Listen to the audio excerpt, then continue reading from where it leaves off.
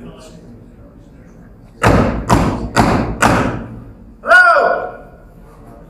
Greetings! Welcome to a panel entitled Providence in H.P. Lovecraft's Time. I'm your moderator, Rory Raven. There are a number of writers who are keenly associated with where they grew up. They're very connected to different locations. Lovecraft is one of those writers. Lovecraft is always connected to Providence in all kinds of ways. So this panel wanted to look at the Providence that he was in fact connected to. So we assembled an all-star cast to talk about this. All the way down the right, there's Sean Brady.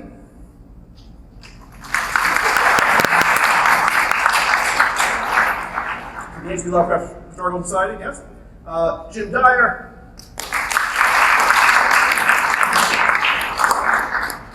Jim Dyer was very kind to step in at the last minute when somebody else couldn't make it, so I'm happy to have Jim along. Jason Eckert, another tour guide.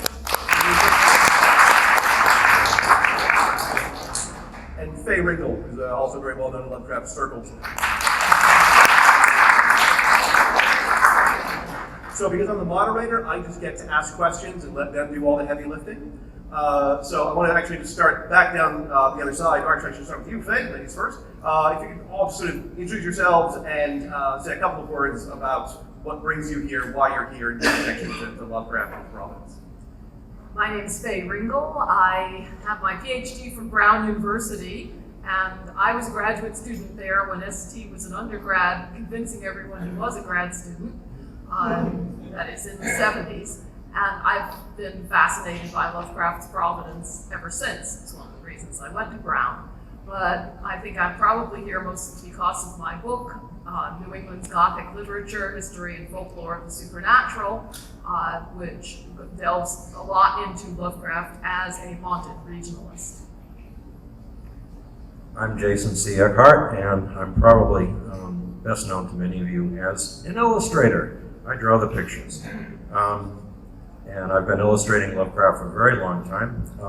My qualifications for being here, well, I've also done some scholarship and some writing about Lovecraft. I am also a Rhode Islander, and like Lovecraft, my father came from Rochester, New York, and my mother was from an old Rhode Island family, so I have a certain perspective on these things. And I currently live in New Bedford, but I get over here across the border as often as I can. My name is Jim Dyer. My grandparents were Muriel and C.M. Eddy Jr. They were very good friends with Lovecraft and Houdini back in the 1920s. My grandfather, C.M. Eddy, was also a writer for Weird Tales. Can people hear him? He doesn't have Let me start again. Yeah. My name is Jim Dyer. My grandparents are Muriel and C.M. Eddy Jr. They were good friends with Lovecraft and Houdini back in the 1920s. My grandfather, C.M. Eddy Jr., was a writer for Weird Tales. I started a small press, Fenham Publishing, quite a few years ago when I rediscovered all my grandparents' original manuscripts from back then and letters from everybody. So I have collections of my grandparents' short stories. And I'm a Providence native, and I still Rhode Islander my whole life. I'm Sean Brady with the H.P. Lovecraft Historical Society. We're the Lovecraft Entertainment guys, so we've made a couple motion pictures of The Call of Cthulhu, The Whisper in Darkness. We've done a whole series of 1930s style radio plays. And we're based in Los Angeles, so why I'm here, I don't really know. Obviously, we've been lifelong fans of Lovecraft and are regularly dealing with trying to bring Howard's Lovecraft back to life on screen, which is an interesting challenge. So there you go. And I'm Rory Raven. I grew up here in Providence. I grew up in Rhode Island, Providence for a good 20 years. I lived in Providence in some of Lovecraft's old neighborhoods, and I discovered Lovecraft in high school.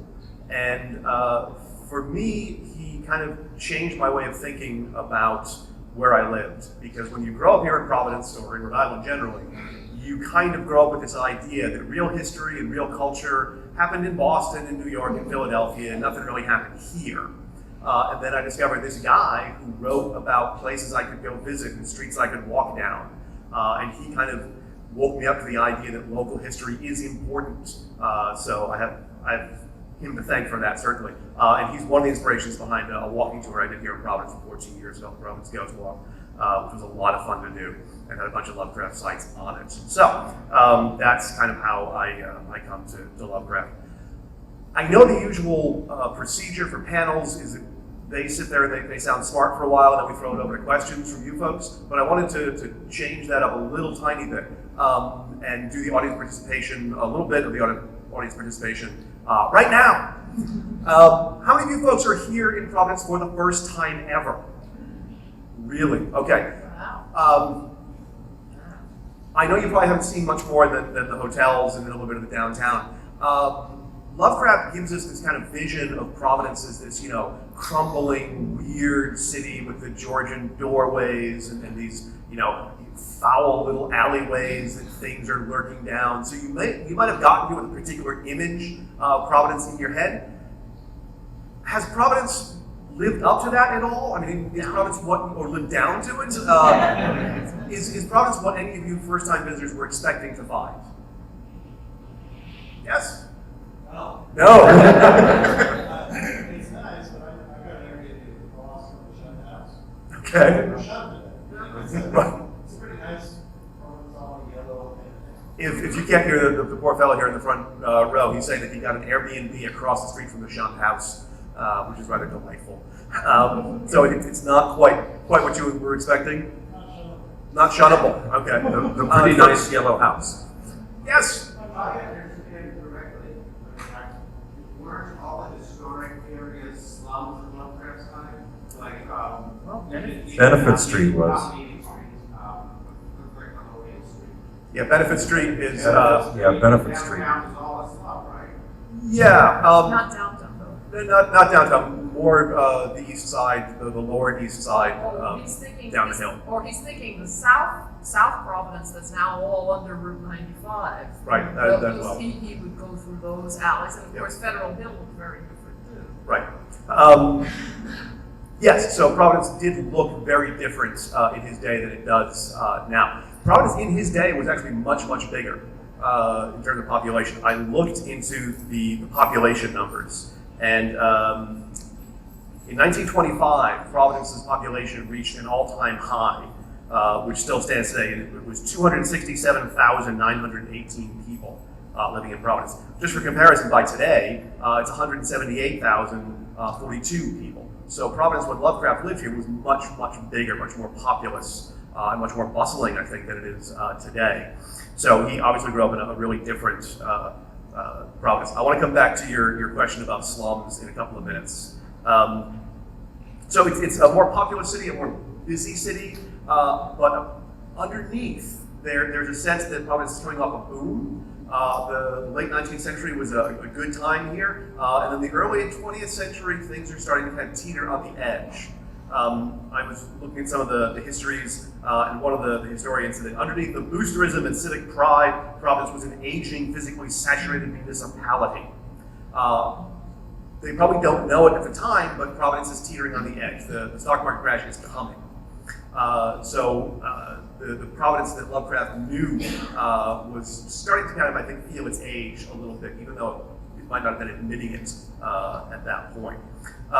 So you were talking about, you're saying an Airbnb, which I'm sure would have been a bizarre concept to Howard back then. You were talking about slums and the changing face of the city. My first question is, looking at Providence today, would Lovecraft recognize this place?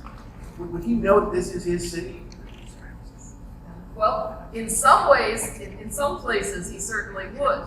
And if I could get a volunteer out of the first row to start passing these around, I've got some postcards from the 20s, including the opening of this very hotel in 1922, and the Industrial Trust Tower, otherwise known as the Superman Building, now the embarrassing abandoned skyscraper over there, and the Port of Providence, which would have been very different. So two things he might have he would have recognized, but oddly enough, it's the east side that he probably would have recognized less, because precisely the gentrification and then the destruction of other whole slum areas that no longer exist. So that would have been, and the construction of the highways and all of those things. But oddly enough, the downtown, which he really hated, he managed to publish or write letters about the building of all of these downtown buildings.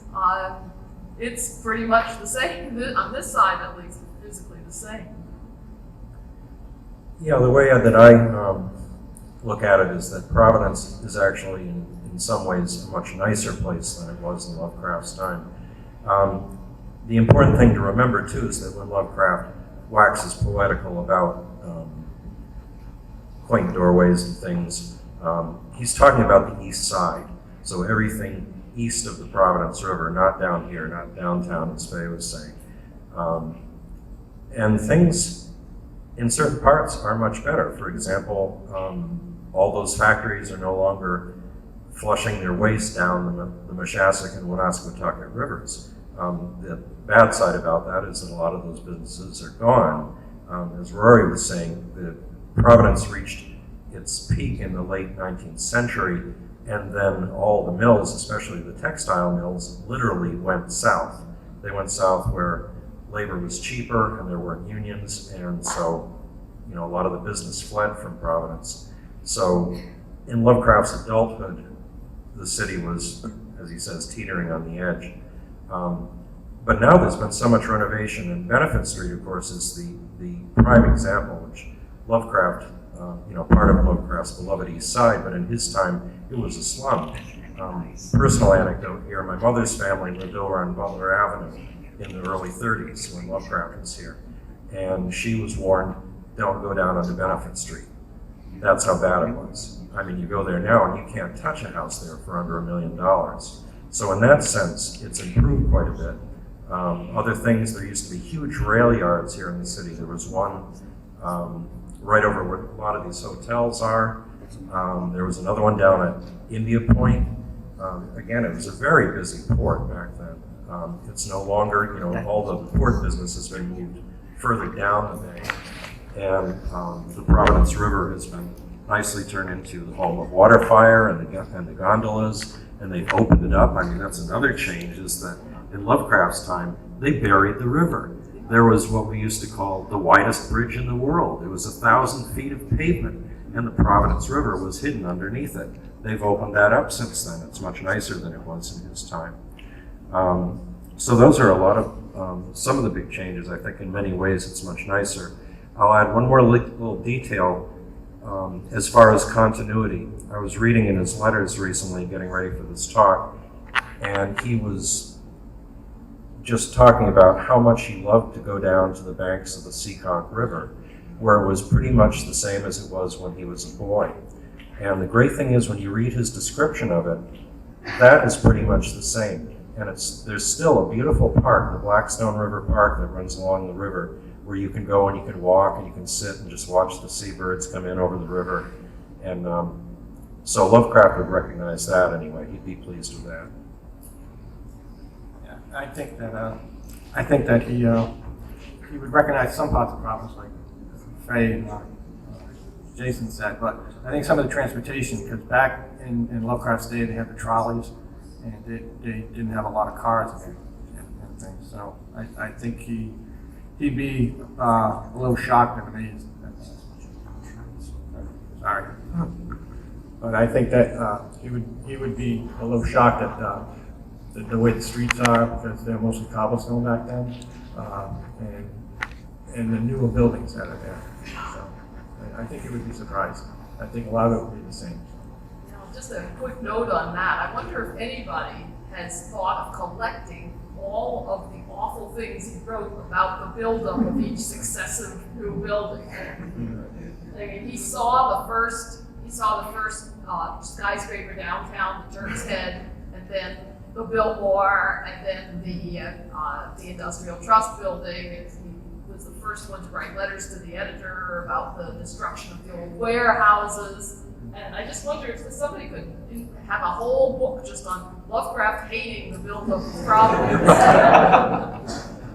Well, I think for so much of Howard's relationship with Providence, and particularly with its architecture, you know, he laments anything new, but then he relishes anything old. And, you know, from a lot of the Georgian era buildings, he kind of holds it. I think he'd actually perhaps like some of the gentrification of seeing some of these older buildings from an era where he really cherished the architecture, where people have dumped a lot of money into them to return them to, you know, the look and feel of how those buildings were first built, and how young idealistic Howard walking around his neighborhood would go, oh wow, look at that, you know, imagining himself with a, you know, a powdered wig on and a frock coat, thinking, you know, I could go in there and have tea, because that's, you know, I think it's such it splits between an idealized world from the 18th century and then this lament for the incoming architectural doom of the 20th century. So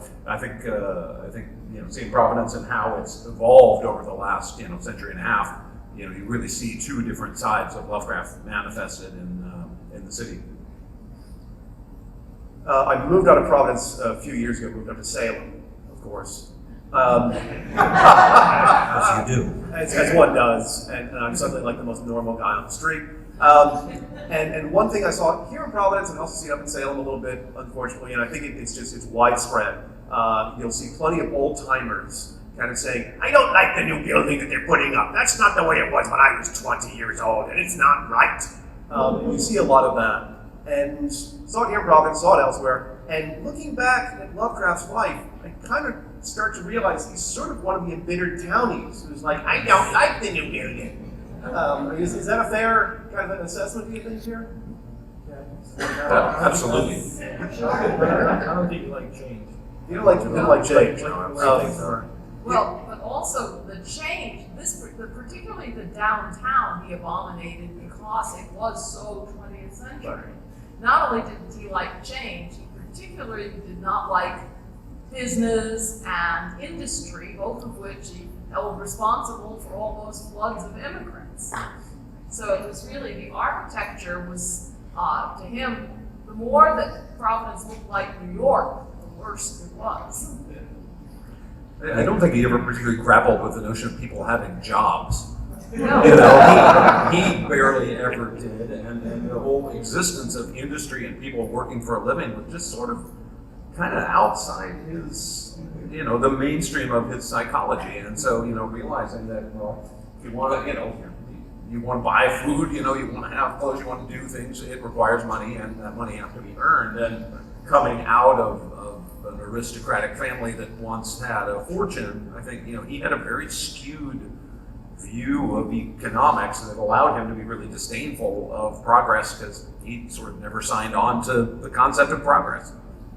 And I would build on to that also his well-known antipathy for so-called foreigners, all the immigrants who were coming over, and they were coming over in great numbers in that period. The population of the state changed drastically. As Morgan said yesterday in the church, by 1900, 2/3 of the Rhode Island population was either foreign-born or the children of foreign-born people. So old Yankee families like Lovecraft's would say, "Oh my God, we're being swamped and kicked out and everything," which of course is not the case. I mean, they've come to make Providence such a wonderful and rich city.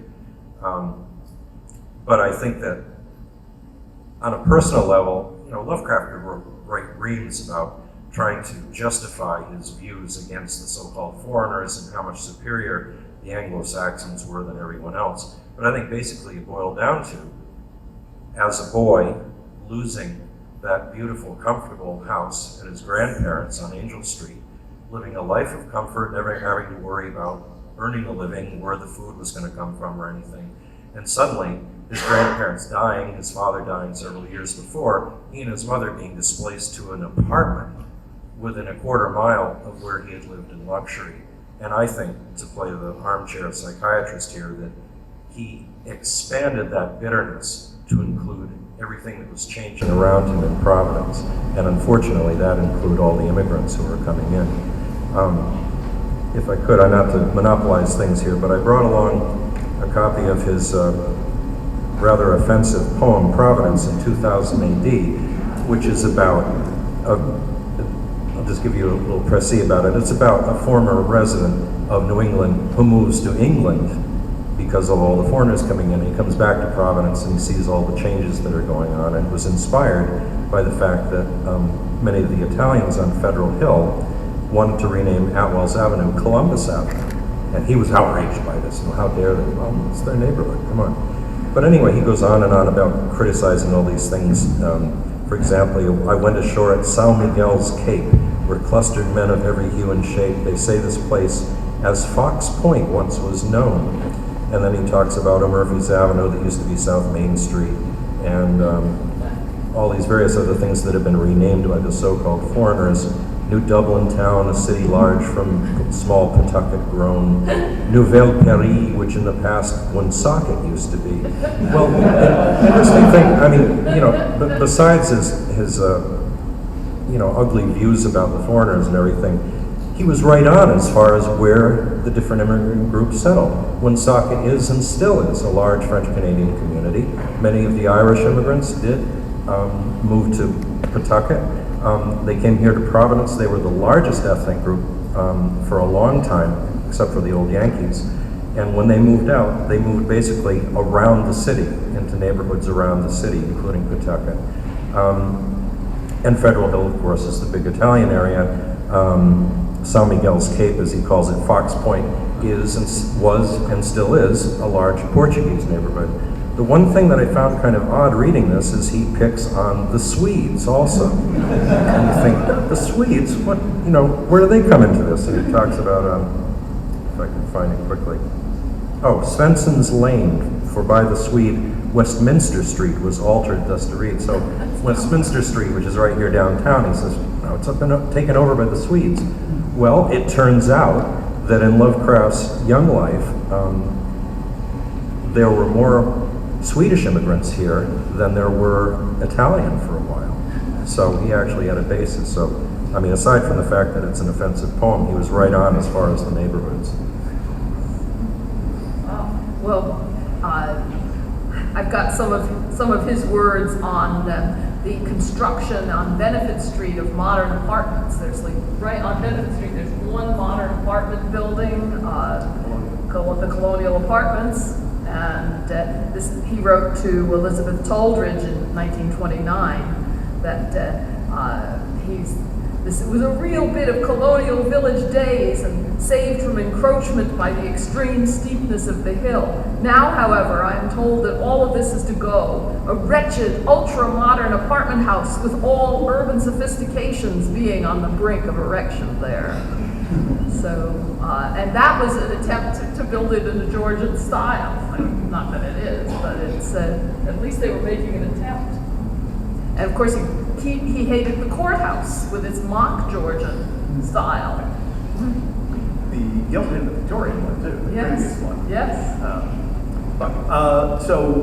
Yes, immigrants arriving and changing the face of Providence, which Lovecraft does not like. You were talking about, Jason, you mentioned before the sort of revitalization of downtown, and gondolas on the river, and I'm sure a gondola would have horrified him. Those Italians are taking over now, But yes, Benefit Street is largely, I always say, it's a slum. And I, for years, grew up, it's a slum, and I understood, well, a slum, it's a crummy neighborhood. And then I got older, I kind of realized, oh, wait a minute, a slum is a neighborhood where the people don't look like you or sound like you. So it's slum, the S word, gets to be, a bit of a code word. It's a poor neighborhood where the folks don't look or sound like you. I worked with some horribly racist people many years ago, and I lived over on the West Side, and the West Side then was a very mixed kind of neighborhood, old folks who'd lived there for generations, and newcomers like me, and one of my idiot coworkers one day said, "Oh, you live in the ghetto." I said, "Hey, no, it's not a ghetto, it's a neighborhood, it's just not yours, and that's what's freaking you out." So I think Lovecraft is very freaked out that the slums that are lived in by people who don't look like him or sound like him and haven't lived here for 3 generations. Well, Benefit Street is really is an interesting case though, because the only reason that all of those houses were preserved to begin with was that the commerce moved down here. if the East Side had remained the commercial center, there would be no Benefit Street because they would have torn down those houses and put stores or whatever. If anybody wants to see what that looks like, it's called University Heights, and that was the very neighborhood that's written about in Charles Dexter Ward, where that was the old black neighborhood that he talks about in Charles Dexter Ward. So that could have been Benefit Street if it hadn't been saved for its historical value. But there was this, as far as Lovecraft was concerned, he loved its genteel crumbling. I mean, it was the perfect place for Gothic imaginings. However, it was lived in the 20s and 30s, mainly by Jewish immigrants, many of whom were socialists and communists. And that's what's behind that dreadful little amateur essay he wrote on the battle that ended the century. He really, really believed that the only way to save that he has Benefit Street houses fall on their inhabitants and kill all the communists. That's what happens. But he was really very worried about that, and that's why it's a totally different Benefit Street than the one he was thinking about, writing about, and imagining about. Which is something else I wanted to ask about. To what extent is he, and Jason, you showed it with the poem, definitely. To what extent is he writing about the Providence that he knows and that he sees versus the Providence that he kind of dreams up and thinks about and wants it to be? To what extent is he writing realistically, or is he writing more about what he wants it to be, a sort of vision of Providence?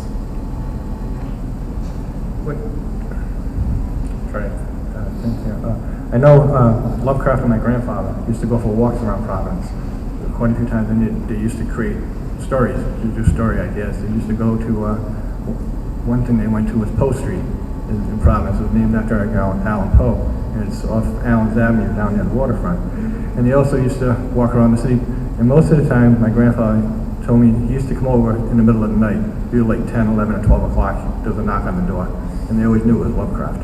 So, and that's when he used to want to go walking around the streets of Providence. So, I'm not sure.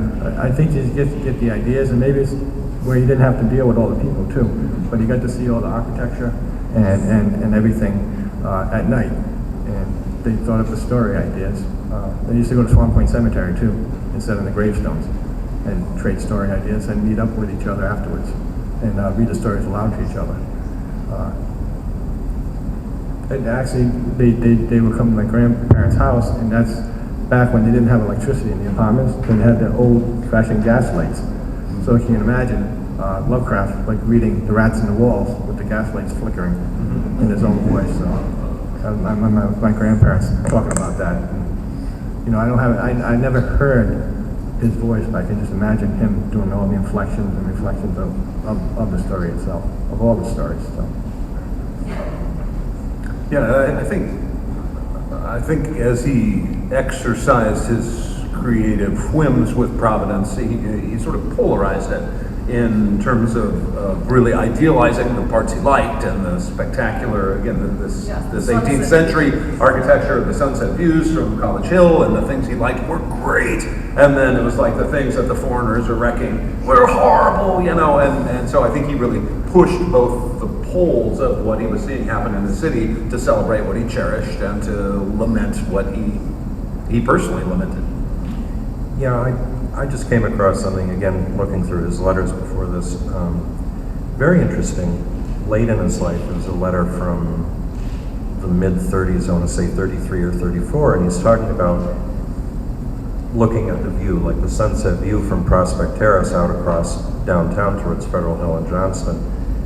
And he actually starts waxing poetical about the towers of downtown and how they look like Dunsanian towers of fairy or something like that. But of course, he's looking at them as kind of like a flat backdrop, that he can make up what he wants to because they're in silhouette against. They're set pieces. The sunset. Exactly. Yeah. They're not. He doesn't look at them as business blocks and seats of government and boring things like that, but rather as this wonderful fantasy landscape that he can enjoy. You know, Providence has dreamland for sure. I mean, you can see it in the dream quests of Kata. The last time I was down here, I was talking to my old neighbor, John McNiff, who should probably be on this panel. And John McNiff is a great guy, and he pointed out this idea that had occurred to him, which I'm now going to steal from him and tell you about, but I'm going to credit John McNiff for this. He said that he kind of thinks that, you know, the East Side is sort of kind of crumbling a little bit in Lovecraft's day. It's not the wealthy neighborhood that it is now. And then in Lovecraft's day, you get the fantastic marble state house is built.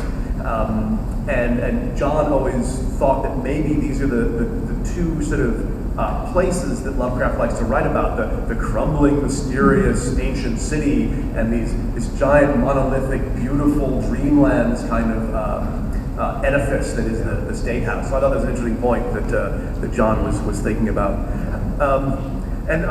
Benefit Street, I think, for me, in terms of you know, what is he looking at, what is he seeing versus what does he want to see, I kind of think that Benefit Street now is what he wanted it to be then. You know, it's now it's a very nice neighborhood. In his day, it was, you know, lived in by those Jewish communists. And so on. So Benefit Street had been very well off. I guess a lot of the mill owners lived up there. Folks who had mills and businesses downtown. And one of the ways that a friend points out that you can tell good neighborhoods in industrial areas is there's an armory on Benefit Street. And a friend has pointed out time and again, you see armories in these neighborhoods that are kind of between the working folks and the nice folks, in case those Jewish communists or those Irish workers get uppity and decide that they want to renegotiate their contract. You need an armory to, you know, make sure those people don't pull anything. Lovecraft is known for being the Providence author. When we think of him, we think of his stories as the guy who wrote about Providence, but looking back over the stories, trying to puzzle out, you know, which ones to talk about, I at least can only identify four of like the greatest hits that really take place in Providence. You've got the Call of Cthulhu, you've got the Shunned House, you've got the Haunter of the Dark, and the Case of Charles Dexter Ward. Now, am I missing one or missing any? Yeah, From Beyond. From Beyond, okay. Takes place, up by, what's the street that goes by the Unitarian Church? George Street? No, another one? It's near Benevolent. Yes, thank you. All right, so five. Yeah. For the irony of it. Right, takes place in Benevolent. All right, so 5 stories that are Providence set. I feel like he might write more about Arkham, you know? So he writes about all these other locations, you know, Arkham, Dunwich, Innsmouth, Kingsport. So if he's writing not a hell of a lot about Providence, comparatively, and writes about a lot of other places, why do we associate him so strongly with, well, if you're going to write a Lovecraftian pastiche, always make that in Providence, because that's what you do. So why is it so thoroughly Providence with him? Well, I'd suggest that I think, you know, Arkham really is a cipher for Providence. You know, it's a weird stepchild between the mixed Providence with Salem and you get Arkham. But I think there's an awful lot of what he loved about Providence that shows up in his Arkham stories, and for a fictitious location, it's pretty richly imbued with the real city that he knew and loved. So I think that's part of it. I think part of why in public imagination too, Lovecraft was always such a champion of Providence. You know, that he did like to travel, he liked to get out, you know, he liked to do things, but he always wanted to come home to Providence. He adored the city, celebrated it, you know, almost, you know, unilaterally across the board. And one of the happiest times of his life was when he was finally able to leave New York and come back to Providence. So I think those are some of the reasons I think that in public imagination, even though not that many stories directly refer to Providence, why he's so, his creative work is so closely associated with the city. Just practically, he had to invent his own landscape because he couldn't really destroy Providence like he did in Smith, and you know, he couldn't have the Dunwich horror happening up on Federal Hill in the same way. Whereas for the Haunter of the Dark, It's perfectly centered on Federal Hill. It's kind of in a neighborhood, in a church where he and his friends and his readers would expect that sort of thing to happen. But really, in the end, when you think about it, his Providence stories tend to have happy endings, so to speak, or as happy as any story is going to have. And so it's a very different kind of mood than you get when you're in the imaginary landscape, his inscape. That's part of it. But the other reason is that we don't only read his fiction. People identify him with Providence because, I mean, the brief travelogue comparatively brief travelogues in the case of Charles Dexter Ward are as nothing compared to hundreds and hundreds and hundreds of pages of travelogues in the letters and the essays. Yeah, I agree with that. He always wrote about Providence, how he loved Providence, so I think that's one reason why he's very identified with Providence. So. And when he said, "I am Providence," in a letter, and those words are on the stone that fans placed to mark his grave at a time when he had no marker, it was only on the central stone name, I think he meant everything we've been talking about. Not "I am Providence" because I love Georgian architecture and I have fine Georgian architecture, but because I've seen better days and the glory that was my family, just like the glory that was Providence, has passed. And I contain multitudes, good and bad. Everything except the immigrants. Yeah.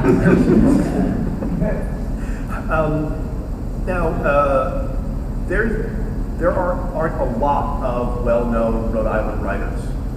You've got a handful, but not a lot.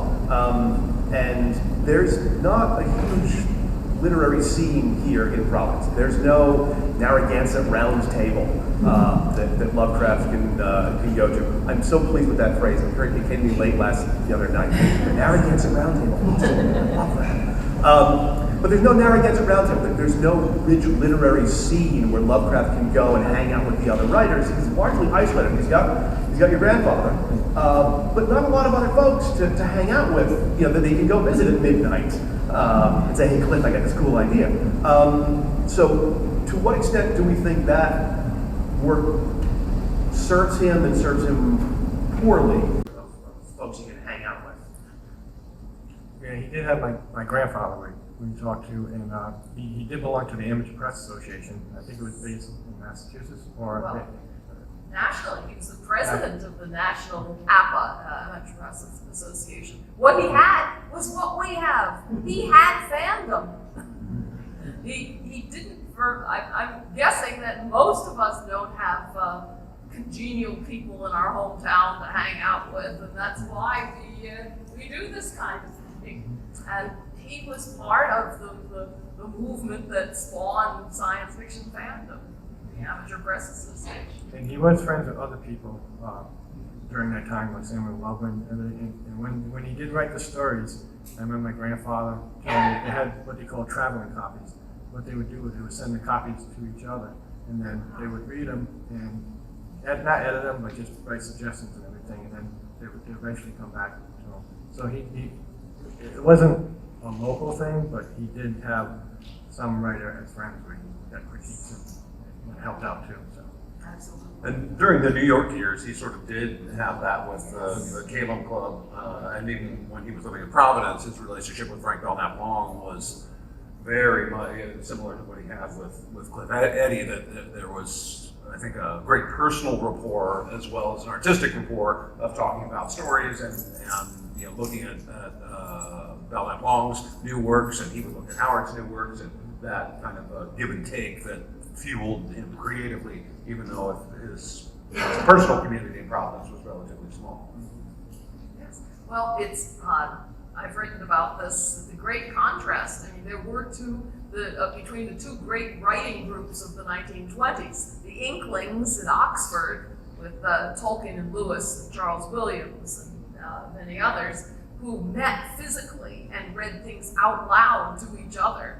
And the Calum Club in in New York at that time, which then continued as you were saying, as strictly by letters. And most of their meetings were by mail. Today, it would have been all over the internet. It wasn't quite as much of the physical hanging out and reading things with each other as the by letters. And I always think because of that, because he does have this kind of expanded circle that aren't in his immediate physical space, that there's the Lovecraft circle, all these, I don't know how many people he writes letters to, hundreds and hundreds of people he's writing letters, he's staying in touch with by mail. I always think that if he were alive today, to me, that kind of transfers to, I think if Lovecraft were alive today, he would have been the guy on Facebook who exceeded his friend limit, send up something else, you know? He would have been huge on Instagram. You know, I think he kind of would have gotten into that sort of sociable but at a distance in a weird sort of way. Live journal and dream with. I mean, that's where those came from. Live journal and dream with, the idea of having anonymized communication, and where you can write at great length. I don't think he would have appreciated the restrictions of length. I mean, this is someone who could handwrite a 50,000 word letter. But it's not a coincidence. The makers, the programmers of the first generations of these platforms, like LiveJournal and Dreamwidth, were all fans. They were inheritors of this same tradition that we're talking about. So it's not a coincidence. They're just like the first conventions were these amateur press association cons. I mean, those conventions changed Lovecraft's life. They were his first trips outside of Providence. It's where he met Sonia. They were just like this. They were a chance for people who had no peer group and weren't like everybody else to get together and find their tribe. Yeah, I'm not that up on his activities in the Amateur Press Association. When he went to those conventions, was he a featured speaker, or was he the weird guy who sat in the back of the room? No. He was brought in by James Morton, who later introduced him to Sonia, and he very quickly ascended. From someone who had only been known for the 5 or 6 years by his zines, by his personal publications like The Conservative and so on. He overnight became the guy, the celebrity. He became president of the National Amateur Press Association 2 years after he attended his first con. He's clearly a celebrity. And he's, but I think he was both also. When Lord Dunsany came to Boston, Lovecraft was the speechless fan. Yes. Who helped him on with his coat, but couldn't even work up the courage to say, "I'm a great fan of your writing." Right, but Dunsany was talking to a mass audience. He was a real celebrity. Right. He wasn't just talking to fans. So can we imagine him going to conventions today? Absolutely. I think Lovecraft in a lot of ways gets a bad rap for being some sort of anti-social person, because that just really is not in any way borne out by the facts of his life. And so I would love to undermine that in the public's perception. He had scads of friends. He enjoyed seeing them in person. He enjoyed conversation. He was not some sort of shut-in. He enjoyed travel. There was a brief period of his life as a very young man where, he was having a different set of issues. But once he got on the other side of that, he was a social guy. He loved to ride his bicycle around Providence, which, again, I think a lot of people don't picture him exercising. He was very comfortable walking 6, 8, 10 miles a day. He liked to go on long bike rides around town.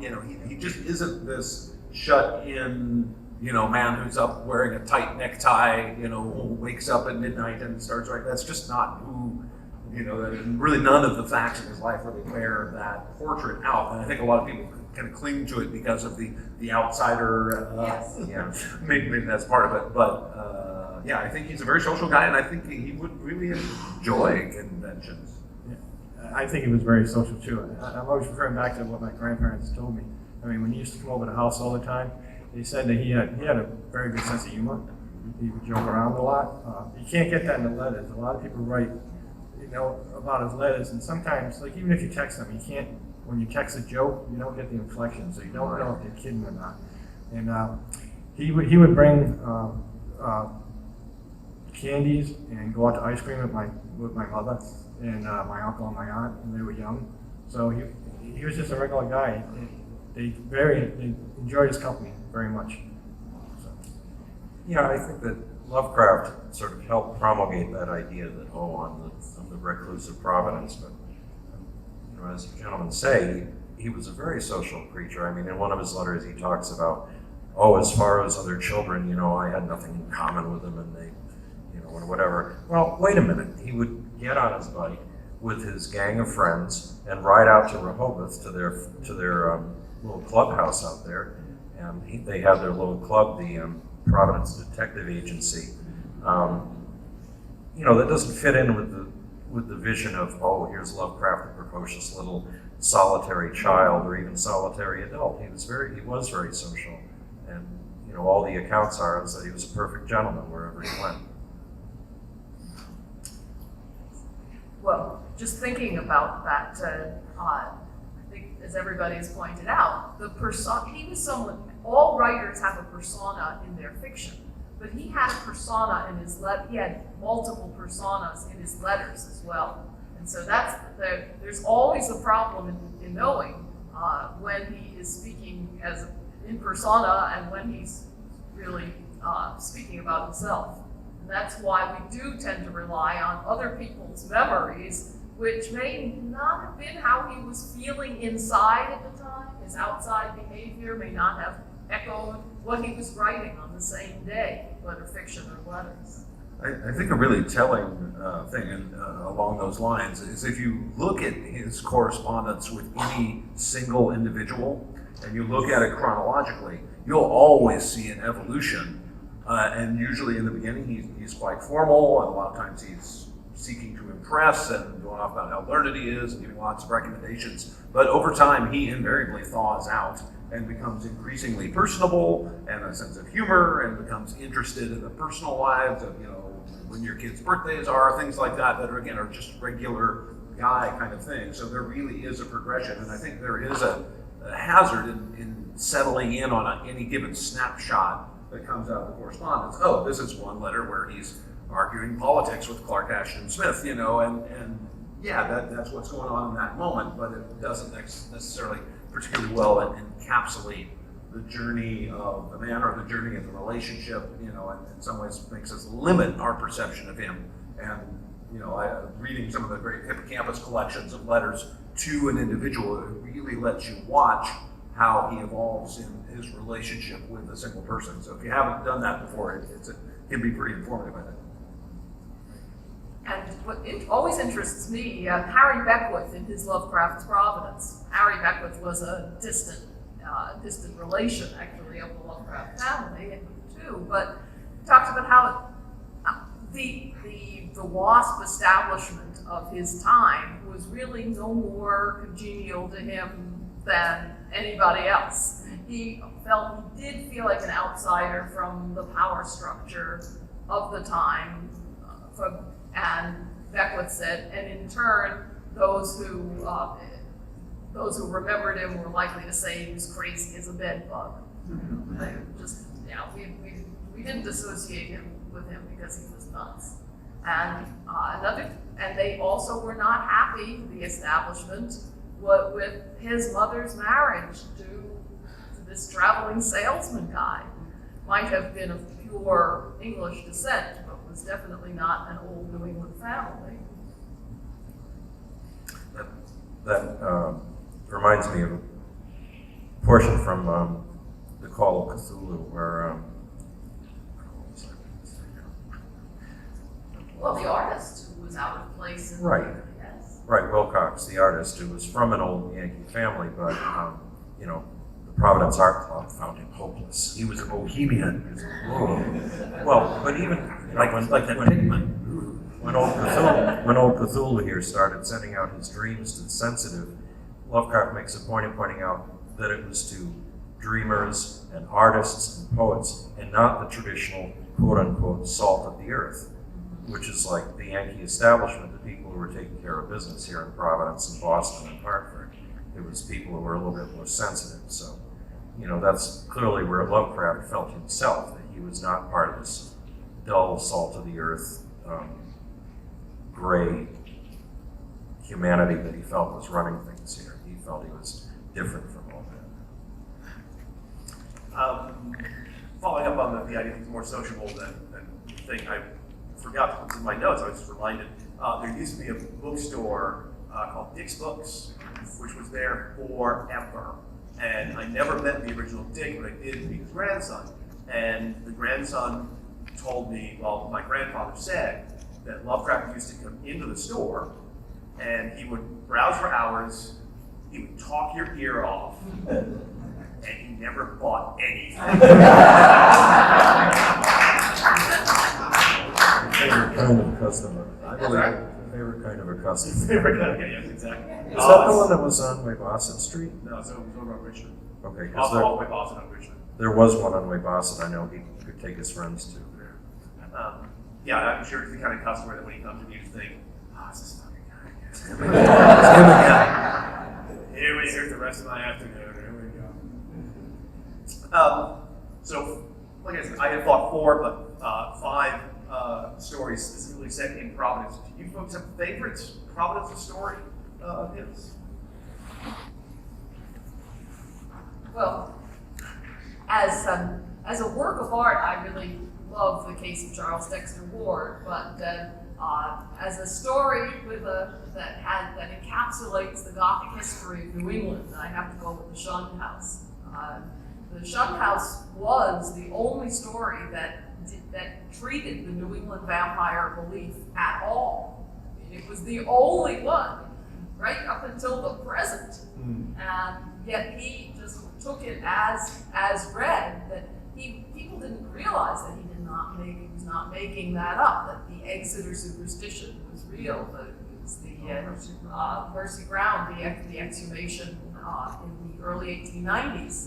The Hay Library has his copy of a number of the articles that came out in the 1890s in the monograph, the Stetson monograph about that investigation. And that's just almost a throwaway line, because really what he was saying was, hey, my vampire isn't like that. Mine is not that. This is a modern scientific kind of vampire. It has to be defeated by modern scientific methods. But I really do like the Shunned House. That's hard to pick. I've recently been rereading Case of Charles Dexter Ward for a possible illustration project. And it's great, it's very rich. I mean, it contains so much local history. It can give you a good jumping off point from which to learn more about Rhode Island history.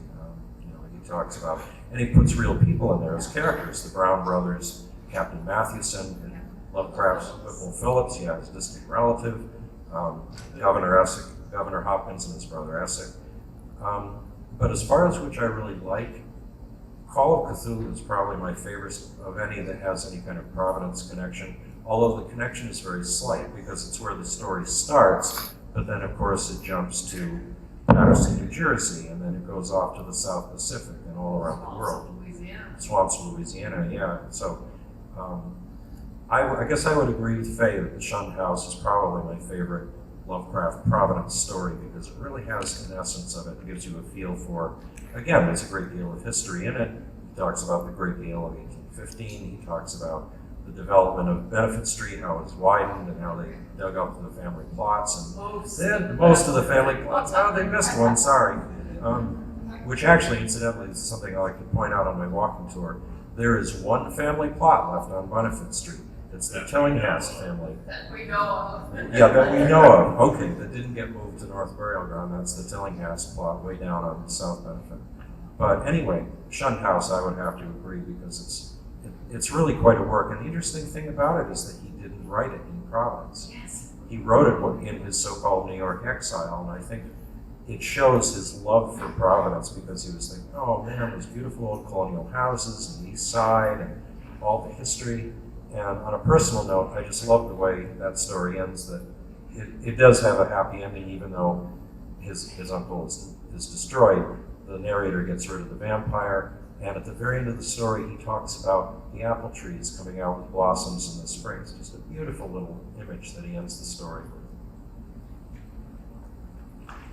It's very hard to pick out of the 5. I think mine would be Casey Child's Dexter Ward, just for the local aspect and everything. I'm a Call of Cthulhu guy, so Providence is a minor player in the story, but I think it's a great story and gets a bonus point for having Providence in it. So how's it? How about you, Rory?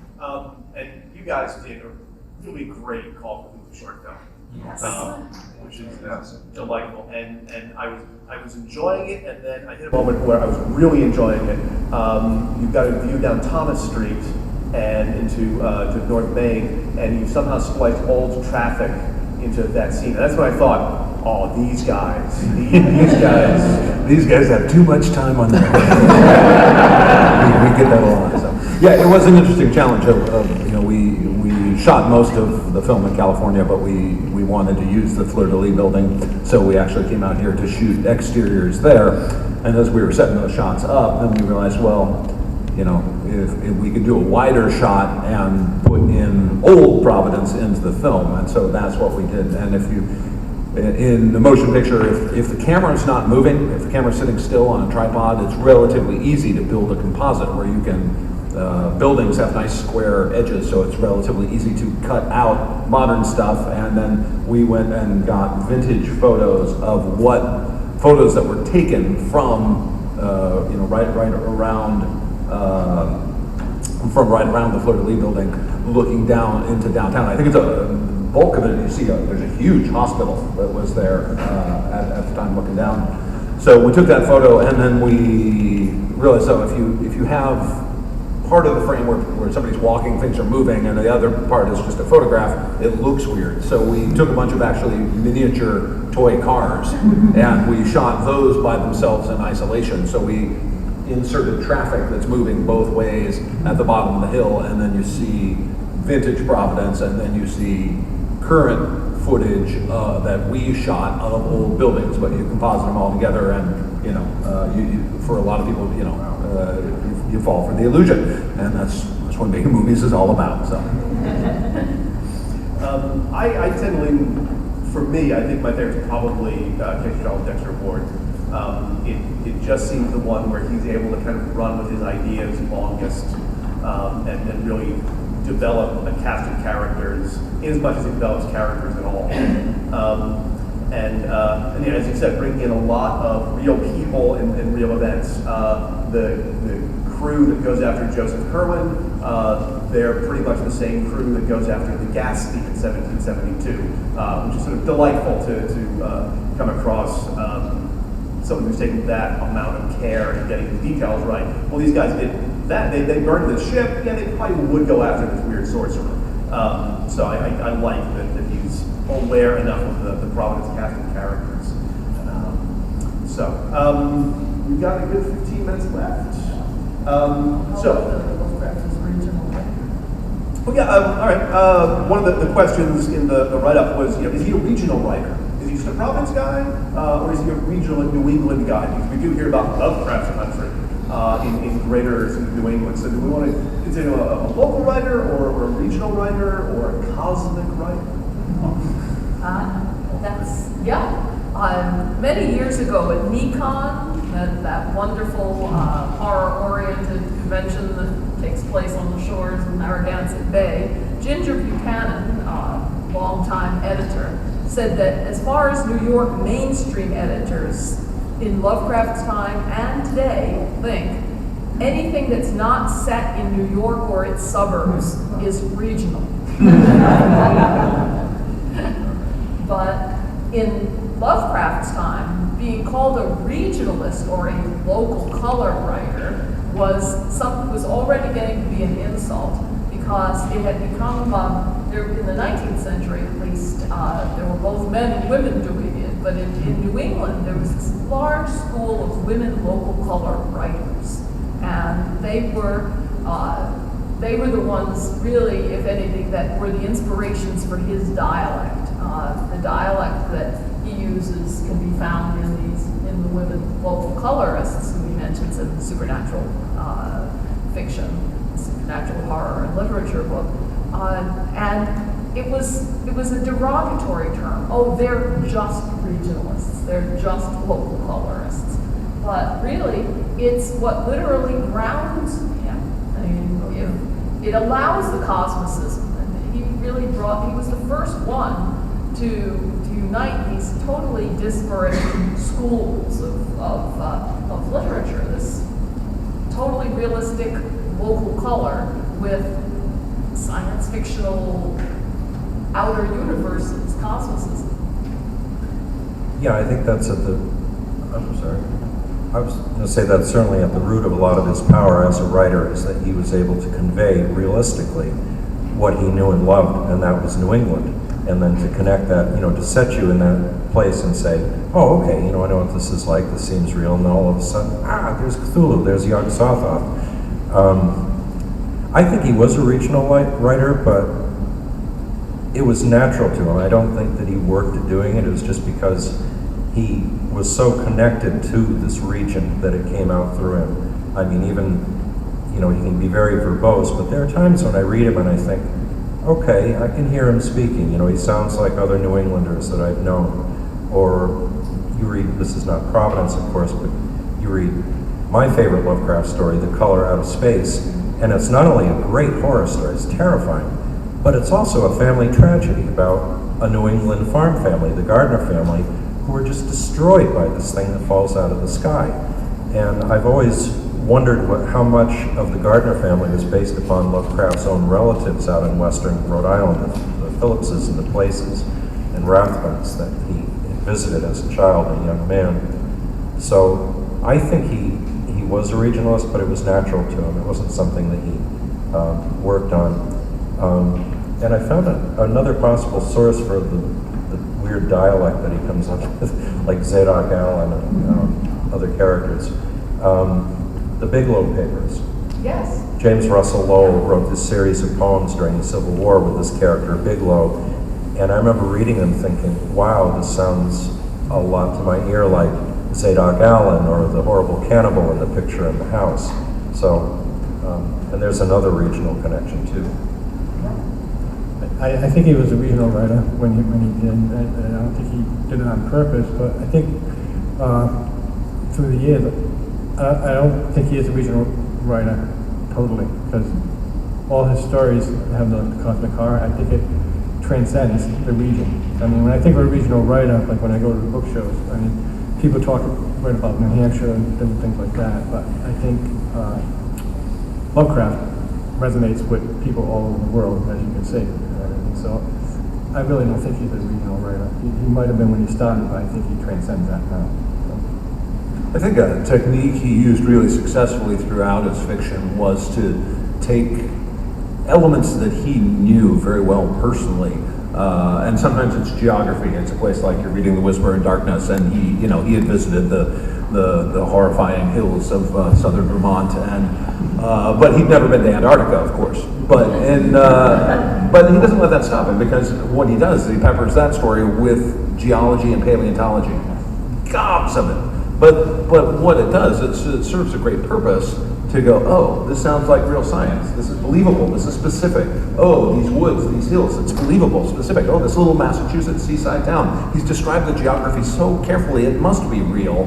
And then, of course, all kinds of weird shit starts happening in all the different stories, and that's, it really sets the hook in us, because we've emotionally and psychologically brought into it. Oh yeah, this is what would happen to guys digging for fossils in the Antarctic. Oh, this is what this miserable seaside town in Massachusetts is like, and then suddenly the deep ones are rising from the ocean. So I think it's a great technique, and I agree that I think it makes him more than a regional writer, because he uses it, but he's not bound by it. And when he wants to, he's very comfortable stepping outside of it and writing something like Dreamlands, which is also sort of both regional and not. And I think he's very adept at it.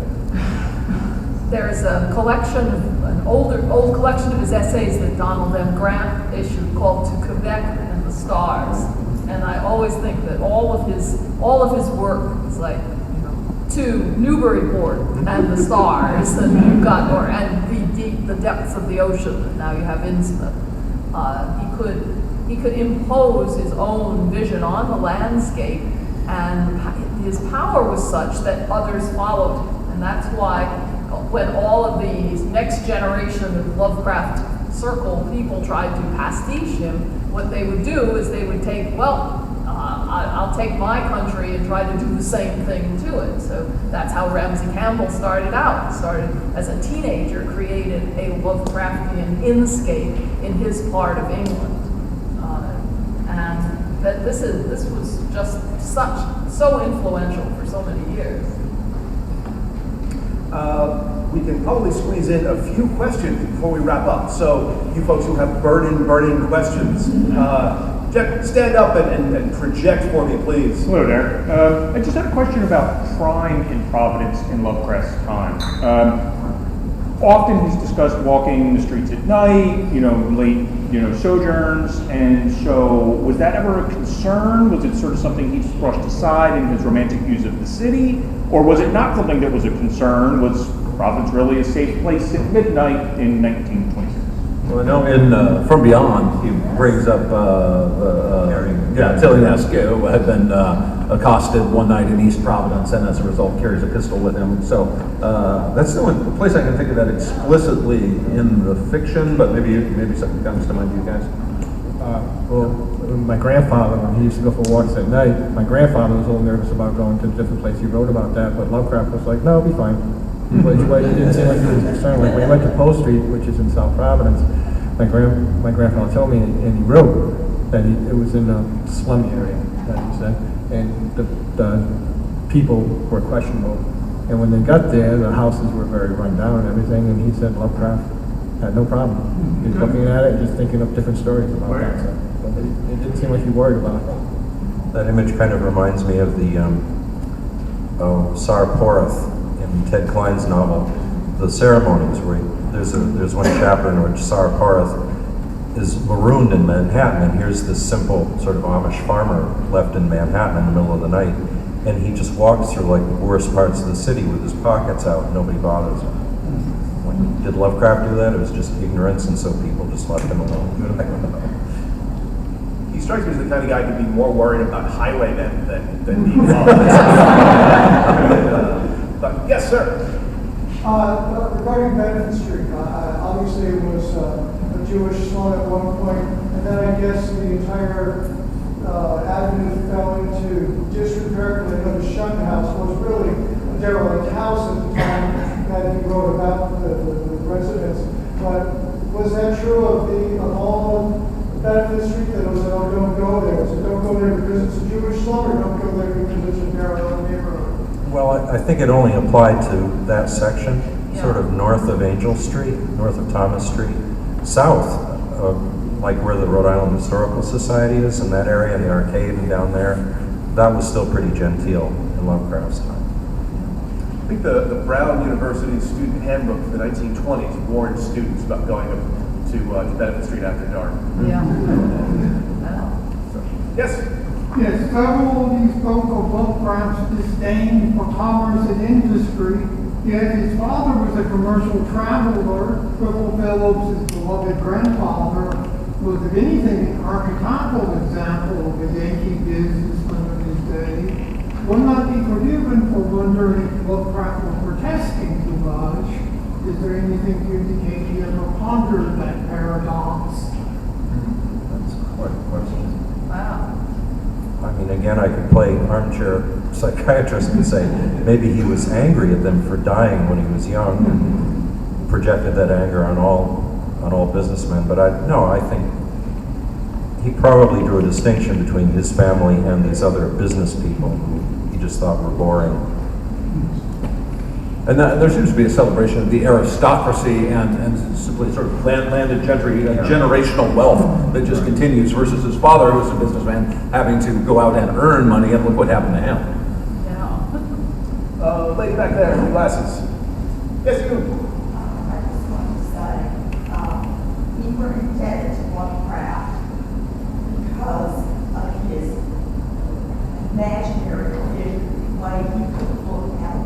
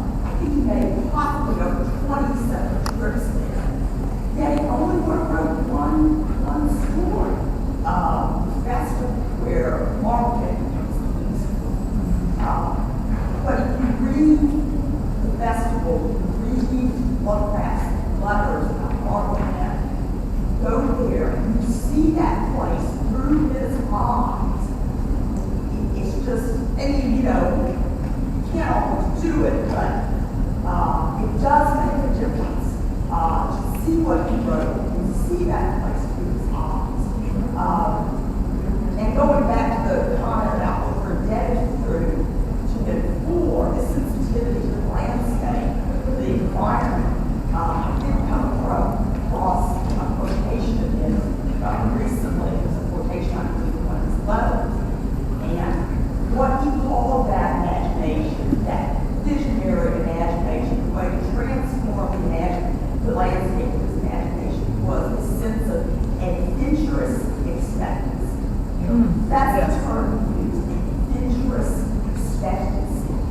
And so that's how I try to approach looking at Providence and then I'm looking at Marblehead tonight, to have that adventurous expectancy, to not just see what is objectively there, but to know the history, to have images, multiple images in your mind. Lovecraft is an incredible traveler. He had to go to places, and places he loved, and try to visit again and again.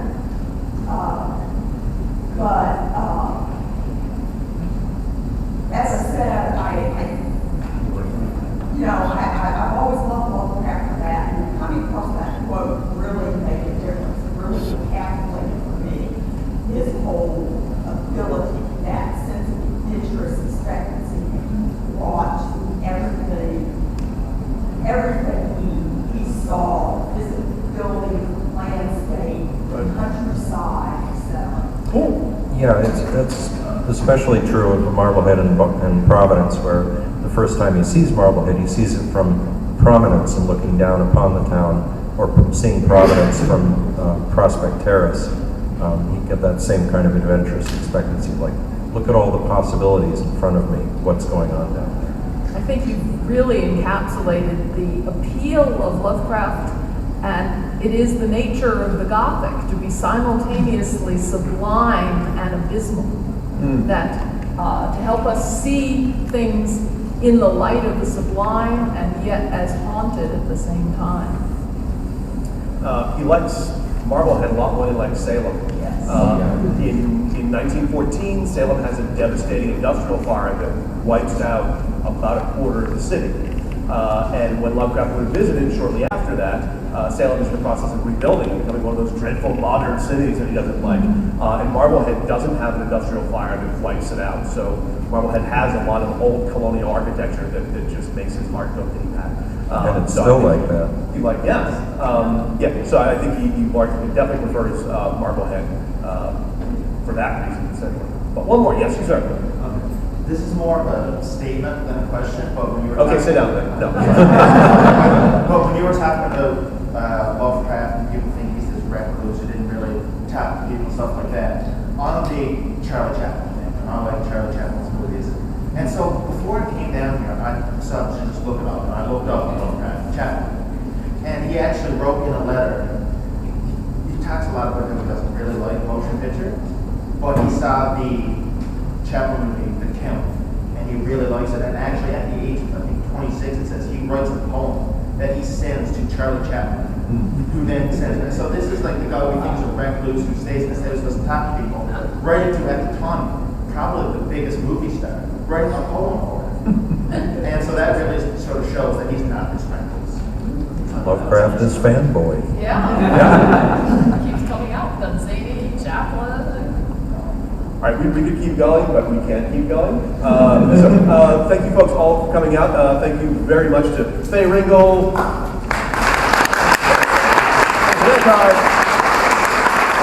Tim Dyer,